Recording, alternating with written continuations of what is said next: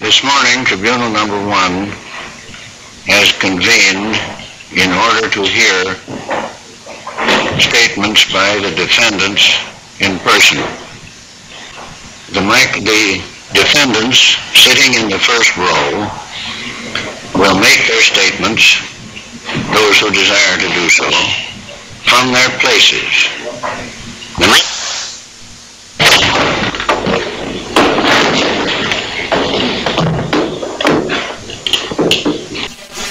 Wuchs mein Herzen die Liebe zum Menschen. So trage ich sie von meinem Gewissen. Als ich in jener Zeit mit Pastor Bodeschwin, dem einzigen ernsthaften Warner, der mir persönlich bekannt wurde und begegnete, sprach,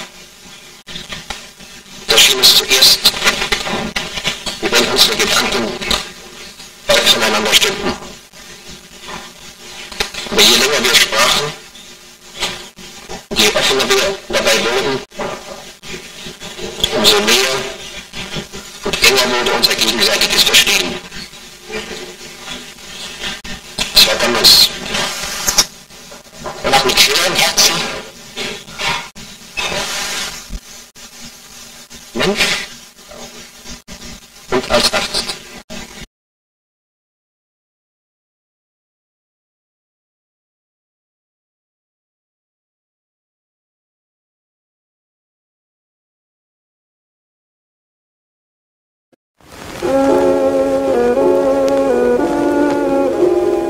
Following the unification of Germany by Otto von Bismarck in 1871 and the establishment of a protectionist system of political economy, the German nation flourished.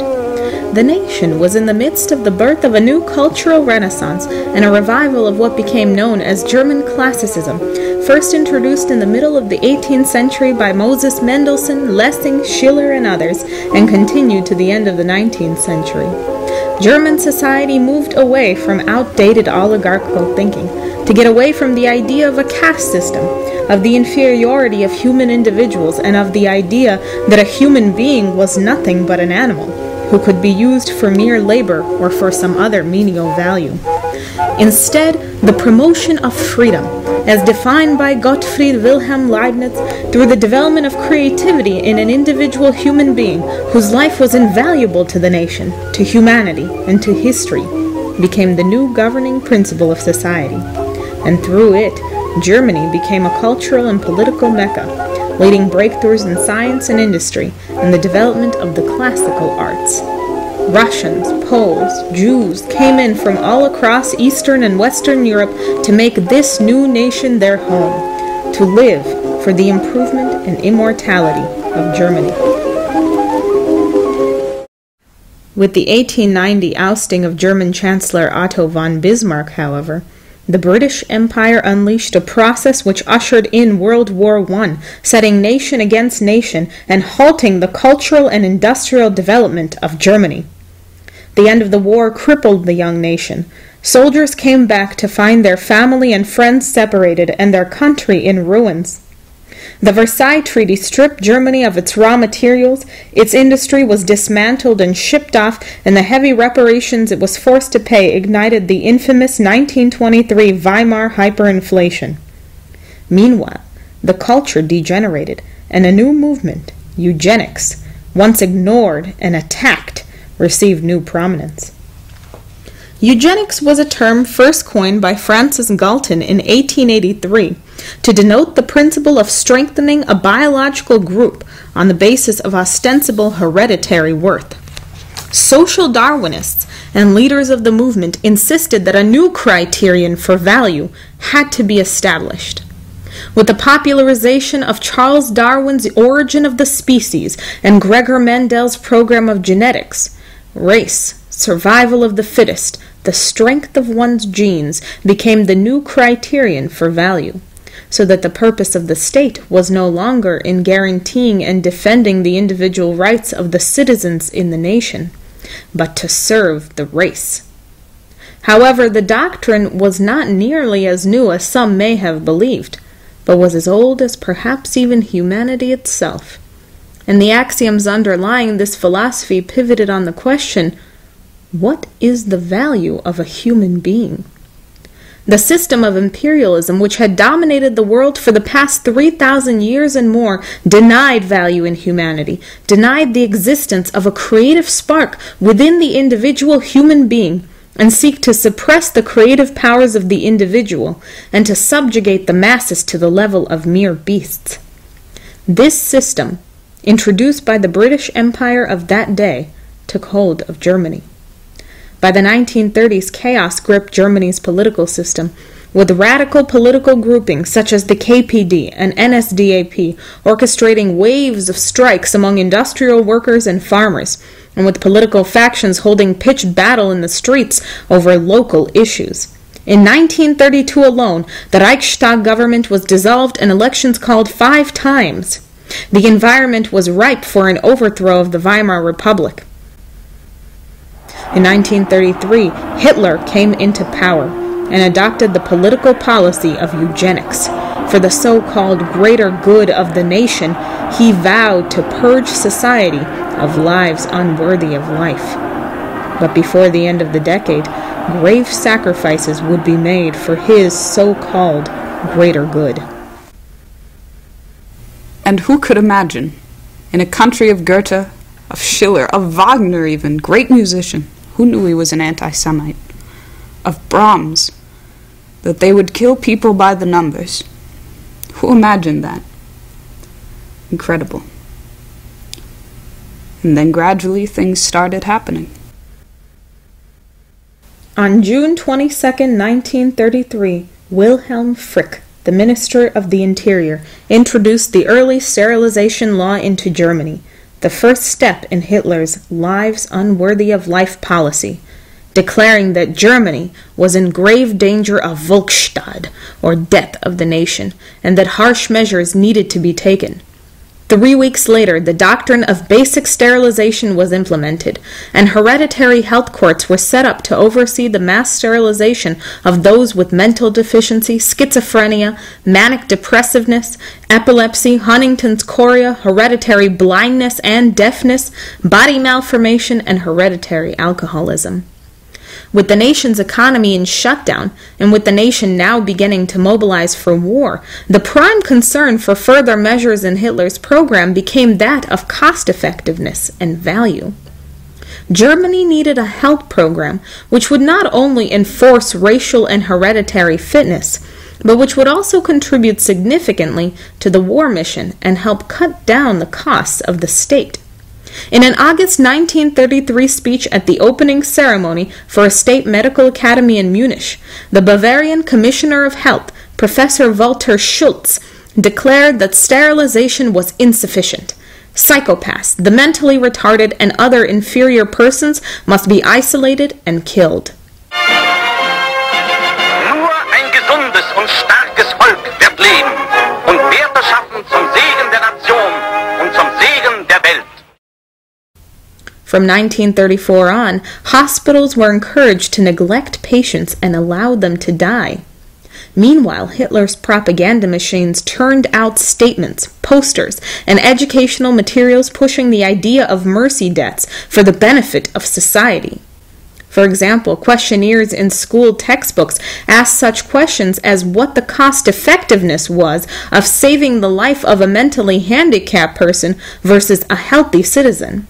One mathematics textbook asked the student to calculate how many government loans to newly married couples could be granted for the amount of money it cost the state to care for the crippled, the criminal, and the insane. Demonstrations were held, movies were made, such as the Karl Brandt-inspired film I Accuse, developed specifically for the purpose of persuading the populace to accept the idea of euthanasia, and which depicted a scene of a terminally ill wife pleading with her husband and the doctor to give her an injection and relieve her terrible pain and suffering. The needs of individual patients and citizens soon became secondary. The needs of the German state became the accepted basis for the behavior of Germany's medical doctors. By 1938, a program of child euthanasia was soon underway, beginning with the abortion and death of mentally or physically deformed infants. The Nazi administration, of course, was keen to move even further. Hitler knew that in time of peace, it would be impossible to implement the full extent of his euthanasia program. He needed a crisis to do it, and war was the perfect excuse. On September 1st, 1939, the day of Hitler's invasion of Poland, a statement was issued to physician Karl Brandt. Reichsleiter Buhler and Dr. Brandt MD are charged with the responsibility of enlarging the authority of certain physicians to be designated by name in such a manner that persons who, according to human judgment, are incurable can, upon a most careful diagnosis of their condition of sickness, be accorded a mercy death. Signed, Adolf Hitler. An organization was set up to expand the program of child euthanasia to that of euthanasia at all ages and all walks of life. Kraft durch Freude, literally meaning strength through joy, which began as the Third Reich's leisure promotion organization, was called in to serve the more sinister purpose of euthanasia. The offices of the organization were expanded and moved from the cramped streets of Vossstrasse to a new central office in a confiscated Jewish villa in number 4 on Tiergartenstrasse. The operation soon came to be known as T-4. T-4 operated through the establishment of a special committee of 3 to 4 psychiatric experts. The Reich Health Ministry drafted a series of questionnaires which they sent out to medical hospitals and other institutions. The Meldebogen 1 questionnaire was to be filled out for individual patients by the physician himself, asking for details about patients' birth, elements of family history, especially concerning hereditary illness and such things as excessive use of alcohol, nicotine, or drugs. An evaluation of the patient's condition, indicating possibilities for improvement. Life expectancy, prior institutional observation, and details of physical and mental development, especially details pertaining to the patient's ability to labor. Each institution also received a one-page questionnaire known as Meldebogen 2, requesting specific information about the institution itself, including the size of the property, the number of buildings, the number of staff and patients, the number of patients committed for criminal offenses, the number of Jewish patients, and the exact location with distance to transportation networks. This questionnaire was designed to help T4 decide how to utilize the institution concerned in the killing operation. From it, T4 managers could learn the number of patients involved, the legal status of the patient population, and the difficulties transportation might pose. The questionnaires were then sent to the Reich Committee panels of 4 experts who evaluated them. There were 3 boxes available for each questionnaire. The experts would put a blue dash, which meant the patient would live, or a red line, which meant the patient would die, or a third box for undecided.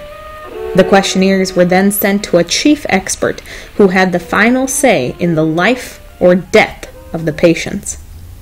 In a testimony after the war, the manager of the T4 program, Victor Brack, was to say, "We welcomed it because it was based on the ethical principle of sympathy and had humane considerations in its favor.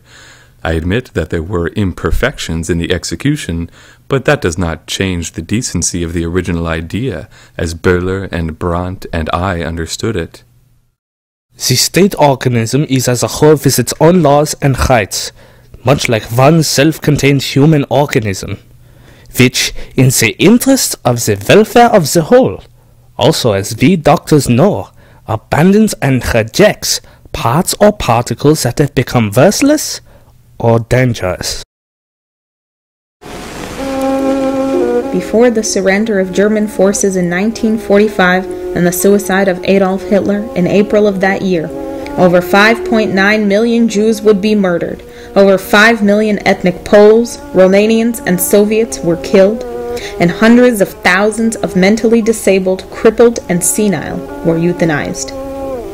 It was precisely the Tiergarten 4 program of euthanasia which had set the precedent for the later mass killings and genocide in the concentration camps.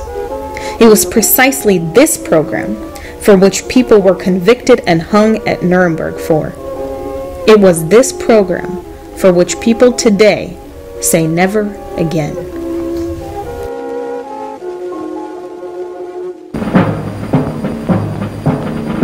Heute Baracklinger, das Dorf steht eine Gute um den Hof.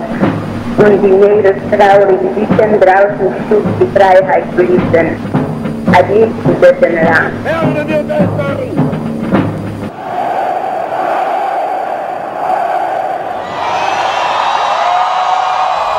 Now we in the United States are on the verge of implementing that very same policy, that very same program of Tiergarten 4, which the Nuremberg trials condemned.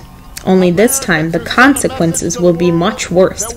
In the midst of an existential crisis of all humanity, with the entire economic and monetary system of the planet collapsing, U.S. President Barack Obama is pushing a health reform bill which is an exact replica of Adolf Hitler's T-4 policy, and which would take healthcare entirely out of the hands of the physicians and patients, and would concentrate the power to choose who lives and who dies in a small committee of 5 people, with one chief executive making the final decision. Sound familiar? This legislation is justified under the doctrine of cost-effectiveness, that is, reasoning whether your life is worth it to maintain. According to the legislation and according to the writings and the speeches of Obama's advisors, such as Rahm Emanuel and Ezekiel Emanuel and others, if you are over 65, if you're disabled, if you have a terminal or a degenerative illness, even if you suffer from dementia, you should be euthanized because you have no value as a creative individual, and the cost of keeping you alive by far exceeds your benefit for society. But are one's physical traits what give one value? Is money what gives one value? Is it how well one can labor or how well one can speak? Before we implement a policy which was denounced at Nuremberg as a crime against humanity, let's answer first, what is the value of a human being? Schiller, in his aesthetical essay on magnitude, describes the feeling of powerlessness, of smallness that comes when one looks up at the sky and sees the never-ending heavens, the infinite star-studded celestial sky. How small am I? How little and insignificant am I as an individual human being, humanity, compared to the vastness of all this? But, Schiller asks, is it an external force which gives him this experience of his limitations? Is it the fault of the measureless ocean or the infinite star-sown heaven that I become self-conscious of my impotence while representing their greatness? Whence, in that event, do I know that their greatness exceeds the reach of my representation, and that I can obtain no totality of their image? Do I indeed know of these objects, that they are supposed to constitute a totality of a mental image? I could only know this by virtue of my mental image of them, and in no other way, and yet it is presupposed that I cannot imagine them as a totality. They are thus not presented to me as a totality, and I myself am the very one who first put the concept of totality into them. I thus already have this idea in me, and I myself, the thinking being, am the very one by which I, the being which makes representations of images of the intellect, am vanquished. In contemplating these great objects, I indeed experience my powerlessness, but I experience it through my strength. I am not vanquished by nature. I am vanquished by my own self.